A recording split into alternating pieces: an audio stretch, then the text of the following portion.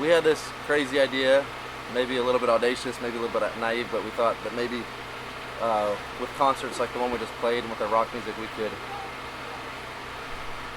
raise awareness and shine a light on slavery, specifically sex trafficking and child exploitation and boy soldiers. So we wrote an album called Commodity. I'm a soul inside a body, I'm not a commodity. And we use that album as a platform to talk about our work with the Exodus Road, an abolitionist organization that we're partnered with. I think that music, more so than just spoken word, music has an ability to break into somebody's heart. Art does, video does, and remind us of hope and move us towards some sort of action. Martin Luther King, when he spoke his last speech before they shot him, he said, "It's time for us to develop a kind of dangerous unselfishness." And the purpose of these songs is to bring that thing that's already there, that fire that's already in the veins of somebody that's hearing it, and bring it to the surface and call out the righteous out of indifference, to take some sort of action on behalf of the oppressed, on behalf of the marginalized, and specifically on behalf of these precious girls that are being sex trafficked. I've never had it happen that way. It happens the other way. A fan might come up and say, "Hey, your song Hope or your song Daylight was there at a time in my life where everything fell apart." This girl just tweeted at us that her house and her family business burned down, and that our songs were like the soundtrack of that time period for her.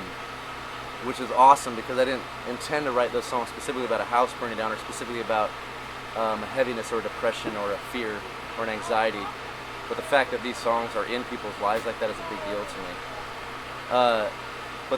But I meet girls in Southeast Asia.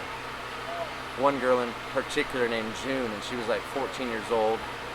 She's wearing these cut-off shorts. She's in a dingy room about this size, maybe a little bit bigger, and she's there, and I'm undercover, and she's being sold to me for an hour for sex for $60.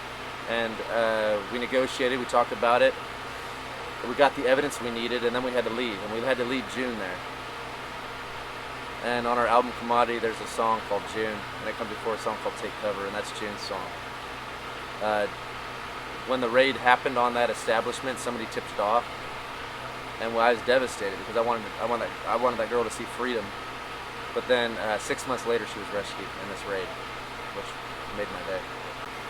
I always knew that music was important and powerful, but I never imagined that we get to travel to Germany and Finland and Norway and Amsterdam and play rock and roll. I never dreamed that. I never dreamed that I get to fly from Nashville to Oregon today and get to play a concert in Oregon. I never imagined that this would be the life that writing songs would take me. I never imagined that my songs would be part of people's stories, would be sung at their weddings and sung at funerals, and it's really awesome. I love that. I'm just a kid from Nebraska that wrote songs, and then I never dreamed that writing about slavery would end up taking hold of my heart in such a significant way that I actually joined the Exodus Road and went over to Southeast Asia with them 6 times so far. It's difficult to say. In Abraham Lincoln's day, there's 10 million slaves, and today there's like 30 or 40 million people that are going to be impacted by slavery this year in 2016. So evil is prospering, and there's few people that are fighting it. And I want to change that.